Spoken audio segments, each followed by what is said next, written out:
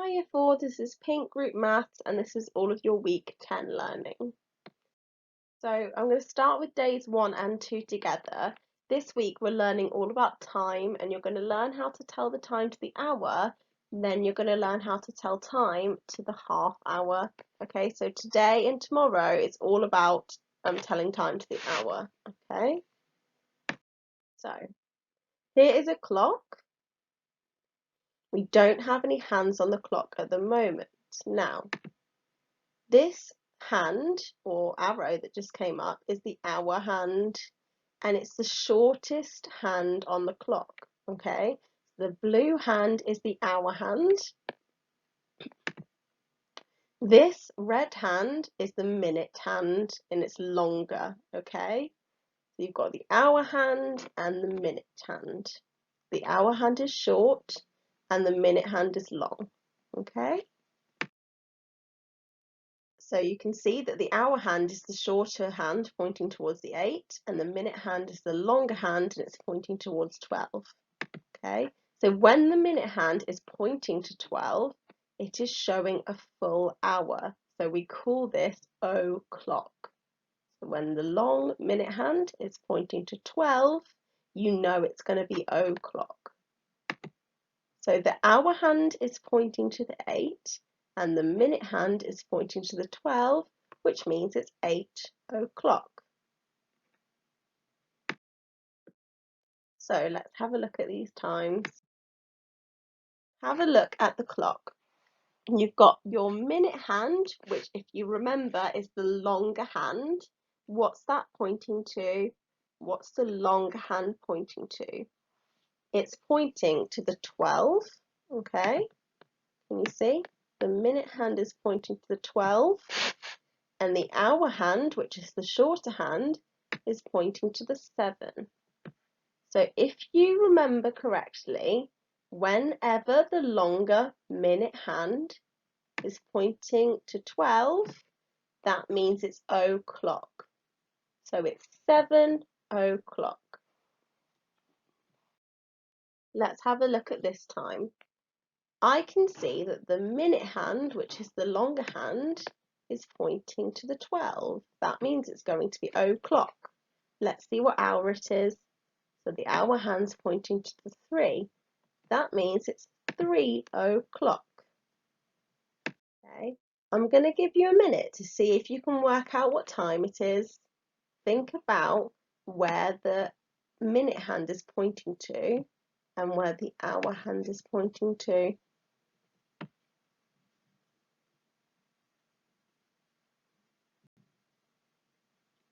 So the time is 11 o'clock. Well done if you got that right, because the minute hand is pointing to the 12, which means it's o'clock, and the hour hand is pointing to the 11.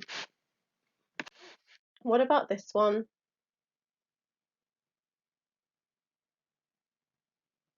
Think about where the minute hand is pointing to and where the hour hand is pointing to. It's 6 o'clock. Well done if you got that correct. Okay, here we go. The minute hand is pointing to the 12. That means it must be o'clock. So what hour is it? It's 9 o'clock. Okay. Last one here then. The minute hand's pointing to the 12 and the hour hand is pointing to the 12. That means it's 12 o'clock. So you need to make sure you finish all the questions on your sheet for days 1 and 2 before you move on to days 3 and 4. So you are telling the time to the half hour for day 3 and 4, okay? So it's a little bit different. We're going to go through it really nice and slowly. So you need to know that there are 60 minutes in 1 hour, okay? In 1 hour, there are 60 minutes. So a clock face is a full circle which is made up of 2 halves. Okay, let's have a look at those 2 halves. 1, 2. Okay, so you've got 2 halves of a circle. How many minutes make up half of an hour? Do you remember how many minutes make up a whole hour? It was 60. Okay, so if there are 60 minutes in a whole hour, how many are there in half of an hour? In half of an hour, there are 30 minutes. Okay, so in this part of the clock, that's 30 minutes. Okay, and in this part of the clock, that's 30 minutes. Okay, so when it's 30 minutes past the hour, we say half past the hour. Okay, because 30 is half of 60. We know that there's 60 minutes in a full turn of the clock. So then half of the clock, when it gets here, that's half past. Okay, so when the minute hand, which is the longer hand, is pointing at the 6, it's half past. So here we go. When the minute hand is pointing to the 6, it's showing half past the hour. So can you see the longer minute hand is pointing at the 6. The hour hand has gone past the 8. Okay, that means that because the minute hand's pointing to the 6, it's half past 8. So let's have a look at this clock. Now, we know that when the minute hand, which is the longer hand, is pointing at the 6, it's half past. So now we need to see which number the hour hand has just gone past. The hour hand has just gone past the 7, okay?